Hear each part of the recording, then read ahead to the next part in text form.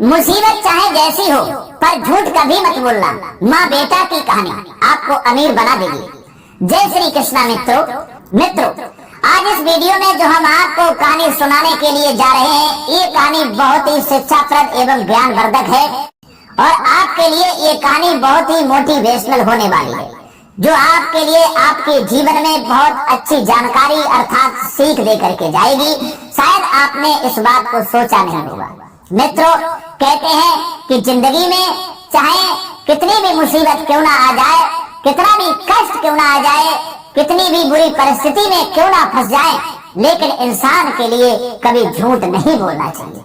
दोस्तों, आपने देखा होगा, अगर इंसान कहीं मुसीबत में फंस जाता है, कहीं परिस्थिति में फंस जाता है, तो अपने को बचाने के लिए वो उस जगह पर झूठ बोलता है। झूठ तो बोल जाता है, लेकिन फिर भी वह बचता नहीं है। अब एक पाप उसके ऊपर और लग जाता है क्योंकि वह झूठ बोला। तो मित्रों, मेरे कहने का तात्पर्य है कि चाहे कितनी भी बुरी परिस्थिति क्यों ना आ जाए, चाहे कितनी भी बड़ी मुसीबत में आप क्यों ना फंस जाओ, लेकिन कभी भी झूठ मत बोलना। आपका कोई बाल बांका नहीं कर सकता है, ये विधि का विधान है। तो आइए मित्रों, अब बढ़ते हैं इस कहानी की ओर, जो ये कहानी आपके लिए बहुत ही ज्ञानवर्धक होने वाली है। बस आपसे निवेदन है कि आप हमारी वीडियो की समाप्ति होने तक चैनल पर बने रहें और हमारी कहानी को शुरू से अंत तक जरूर श्रवण करें। और यदि आपने अभी तक हमारा चैनल सब्सक्राइब नहीं किया है, आप नए मेहमान दर्शक बन करके आए हैं मेरे भाई, तो आप हमारे चैनल को भी सब्सक्राइब कर लेना, बेल आइकन घंटी को भी जरूर दबा देना, क्योंकि आपका एक सब्सक्राइब हमारे लिए बहुत महत्व रखता है। आइए मित्रों, अधिक विलंब न करते हुए अब इस मोटिवेशनल कहानी पर ही पहुंचते हैं। प्रिय बंधु, बात है लगभग कोई 9 साल पुरानी की। ईरान देश में एक स्थान है जीलान। सैयद अब्दुल कादिर नाम का एक वहाँ बच्चा जन्मा था। वह बच्चा माँ ने पाला और उसको बड़ा किया, उसकी परवरिश अच्छी तरीके से की। बड़ा हुआ, बचपन में उसके पिता मर गए, यानी दुनिया से अलविदा हो गए। माँ ने ही दोस्तों उसको पाला था। कादिर की बड़ी इच्छा थी कि वह खूब पढ़े और लिखे और विद्वान बने, क्योंकि उस बच्चे का नाम था जो माँ का बेटा था, जिसका पिता इस दुनिया से गुजर चुका था। दोस्तों, कहते हैं दोस्तों, जिस बच्चे के ऊपर से पिता का साया उठ जाता है तो उस बच्चे का भविष्य बिगड़ जाता है, क्योंकि बच्चे का भविष्य उसका पिता ही होता है, क्योंकि पिता ही बच्चे को ऊंचे शिखर पर पहुंचा सकता है। दोस्तों, वह बिना बाप का बेटा उस कादिर की बड़ी इच्छा थी कि वह खूब पढ़े लिखे और विद्वान बने। पर जीलान ठहरी छोटी जगह। जीलान जो है वो छोटी जगह है, ऊंची पढ़ाई का वहाँ कोई प्रबंध नहीं था। एक दिन क्या हुआ, उस कादिर ने अपनी माँ से कहा, अम्मा जान, मैं बगदाद जाऊंगा पढ़ने के लिए। दोस्तों, अपने बेटे की बात को सुनकर के माँ का कलेजा भर आया। कहा, बेटा, मेरे पास इतना पैसा नहीं है, धन नहीं है, दौलत नहीं है जो मैं तुम्हें बगदाद भेजूं और तुम्हारी पढ़ाई करवाऊं। क्या करूं बेटा, तुम्हारे पिता इस दुनिया में नहीं रहे, अब इतना धन नहीं है कि मैं तुम्हारी उम्मीदें पूरी कर सकूं। बहुत रोका, बेटा वहां न जाओ, क्योंकि हमारे पास पैसा नहीं है जो हम आपकी सारी जरूरतें, आपकी पढ़ाई करवा पाएं। बहुत रोका उस्मान, पर बेटा जिद पकड़ गया और कहने लगा, नहीं माँ, मैं जाऊंगा जरूर, मैं जरूर जाऊंगा और पढ़ाई अवश्य करूंगा, और जो हमारे अंदर सपने हैं उन सपनों को साकार जरूर करूंगा। माँ, तेरा मुझे आशीर्वाद चाहिए। दोस्तों, एक बात आपको और बताएं, उस जमाने में न मोटरें थी न रेलें थी। इंसान जो थे, व्यापारी लोग जो थे, ऊंटों पर खच्चरों पर माल लाद कर सिर्फ व्यापारी लोग एक जगह से दूसरी जगह जाते थे। मित्रों, ऐसा ही व्यापारियों का एक दल जब बगदाद जाने लगा तो कादिर की माँ को पता चला कि व्यापारियों का दल व्यापार करने के लिए बगदाद जा रहा है। तो दोस्तों, क्या हुआ, माँ ने आकर के कादिर को बताया और कहा है कि देखो बेटा, जब तुम जाना ही चाहते हो तो व्यापारियों का दल बगदाद के लिए जा रहा है और तुम उनके साथ बगदाद चले जाओ। मित्रों, वही हुआ। कादिर की माँ ने अपने बेटे को उनके साथ कर दिया। जाते समय माँ ने बेटे की फतोही में भीतर 40 असरफियां टाँक दी, यानी जो फतोही पहने हुए था उसमें माँ ने 40 असरफियां टाँक दी और कहा कि बेटा, तेरे अब्बा इतनी ही दौलत यहाँ कमा करके छोड़ गए हैं और तो कुछ मेरे पास अब बचा नहीं है, लेकिन बेटा बड़ी सावधानी से इसे खर्च करना और एक बात का ध्यान रखना, मेरे लाल, चाहे कितनी भी मुसीबत आ जाए, चाहे कितनी भी बुरी परिस्थिति आ जाए, लेकिन कभी झूठ मत बोलना। अल्लाह बड़ा दयालु है, वह तुझे जरूर बचाएगा। कितनी भी बड़ी मुसीबत क्यों ना हो, लेकिन झूठ मत बोलना, अल्लाह तेरी रक्षा करेगा। मित्रों, व्यापारियों के साथ में वह कादर बगदाद के लिए चल देता है।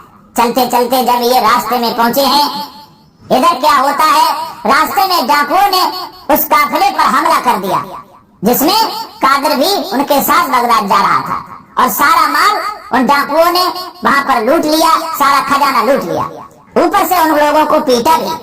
मित्रों, कादर के कपड़े फटे पुराने थे। डाकुओं ने सोचा इसके पास क्या रखा है।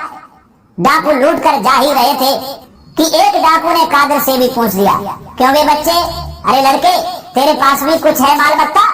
कादर बोला, जी हाँ, मेरे पास 40 असरफियां हैं। दोस्तों, डाकू समझे कि लड़का मजाक कर रहा है।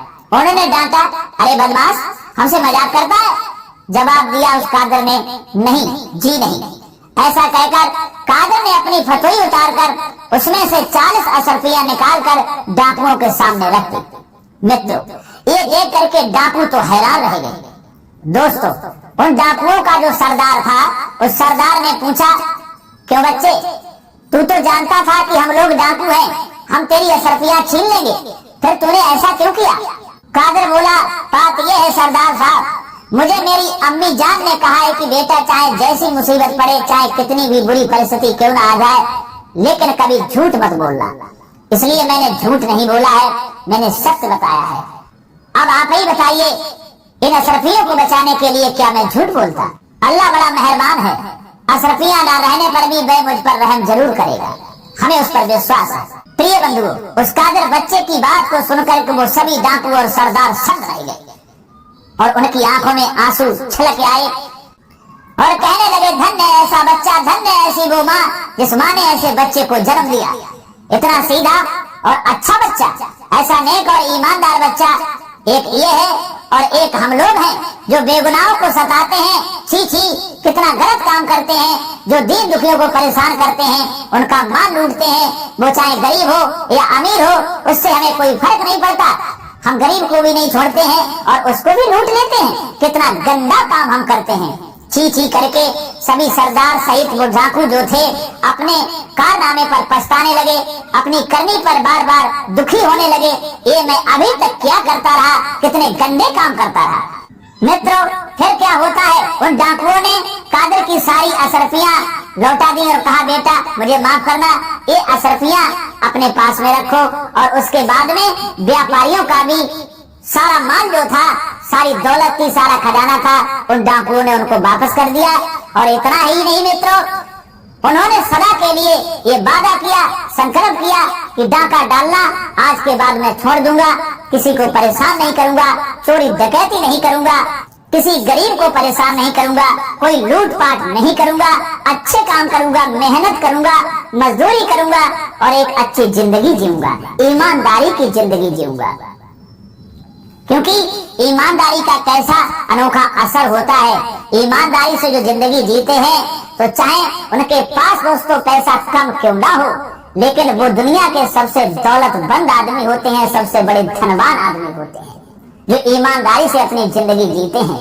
मान लो उनके पास पैसा नहीं है, और जो ईमानदार व्यक्ति हैं, अगर उन्हें समय पर कितनी भी आवश्यकता पड़ जाए, तो हर इंसान उनकी मदद करने के लिए तैयार हो जाता है। 1,00,000, 2,00,000, 10,00,000, 20,00,000 इंसान बिना सोचे समझे ही उसको दे देता है। अगर जो इंसान ईमानदार है और सच्चा व्यक्ति है, सच बोलता है, तो उसके लिए दौलत की कमी नहीं है। इसीलिए तो मित्रों कहते हैं कि ईमानदार व्यक्ति गरीब होते हुए भी दुनिया का बहुत बड़ा धनवान होता है, बहुत बड़ा अमीर होता है। इसलिए मित्रों, इस कहानी से हमको ये सीख मिलती है, ये शिक्षा मिलती है कि चाहे कितनी भी परिस्थिति क्यों ना आ जाए, चाहे आप कितनी भी बड़ी मुसीबत में क्यों ना फंस जाए, लेकिन कभी झूठ मत बोलना। और जो झूठ बोलते हैं, तो भगवान भी, ईश्वर भी, वो खुदा भी उसकी रक्षा नहीं करता है। और मुसीबत में भी, परिस्थिति में भी जो सत्य बोलते हैं, तो उनकी भगवान भी मदद करता है। हर कोई उनकी मदद करता है। तो इसलिए मित्रों, हमारे कहने का तात्पर्य यही है, आपसे निवेदन है कि चाहे कितनी भी बड़ी मुसीबत क्यों ना आ जाए, चाहे आप कितनी बड़ी मुसीबत में क्यों ना फंस जाए, कितना बड़ा दुख क्यों ना आ जाए, लेकिन आप किसी से कभी झूठ मत बोलना। और यदि आप झूठ नहीं बोलोगे तो आपके हर काम बनेंगे, आपके बिगड़े हुए भी काम बनेंगे, आपकी हर इंसान मदद करेगा। और आप झूठ बोलोगे तो आपकी कोई मदद नहीं करेगा। इस दुनिया का आदमी तो मदद नहीं करेगा, पर भगवान भी आपकी मदद नहीं करेगा। तो मित्रों, आप हमेशा सत्य बोलना, झूठ कभी मत बोलना। तो प्रिय दर्शकों, ये कहानी आपको अच्छी लगी है तो कमेंट बॉक्स में राय जरूर देना, और हो सके तो अपने मित्रों के लिए भी शेयर करना। अब मित्रों, फिर मिलेंगे अगली वीडियो में किसी नई ज्ञान चर्चा के साथ में। तब तक के लिए सब्सक्राइबर बंधुओं एवं दर्शक भाइयों के लिए राधे राधे, जय श्री कृष्णा, ओम नमः शिवाय।